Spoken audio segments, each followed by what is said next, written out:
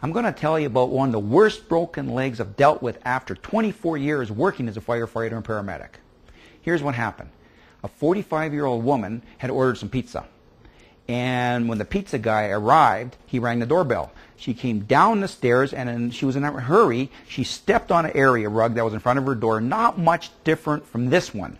The rug slipped, and her leg shot out from under her. She hit the ground really hard. She heard a loud snap, and then in horror, when she looked at her leg, she noticed it was bent at a 90-degree angle and was bleeding quite severely. She screamed for help. The pizza guy opened the door, and he looked at this. He called 911.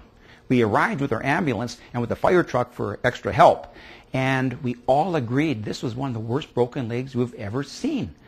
We transferred her, we treated the leg, and we transported her to the emergency department. An orthopedic surgeon met us. So the orthopedic surgeon, he examined this lady, and he booked her for an operation immediately. And he quietly told us, I don't think I'm going to be able to save this leg. That goes to show you, you don't have to fall from a great height to be seriously injured. In fact, you don't have to fall from a great height to be killed. Now, if a person falls from a crane on a construction site or falls from the 30th floor from a building under construction, that's going to make the 6 o'clock news because that was a spectacular fall. Now, if a person trips down the front stairs, hits his head on the concrete, and ends up with a brain injury and dies 3 days later, you probably won't hear about it because that won't make the 6 o'clock news because that wasn't a spectacular enough fall to make the news. Or if a person falls off of a stepladder while putting the Christmas lights up and they get injured, well, you probably won't hear about it because that won't make the news either. And besides, these things happen all the time. You just don't hear about them.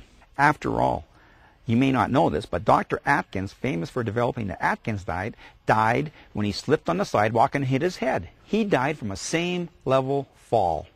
The only reason his fall made the news is because he was a famous person. If it would have happened to me, or if it would have happened to you, it wouldn't have made the news.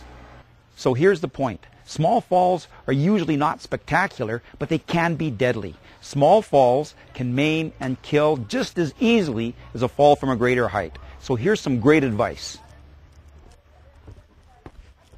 Don't walk or step where your eyes already haven't been. I'm Martin Lesperance.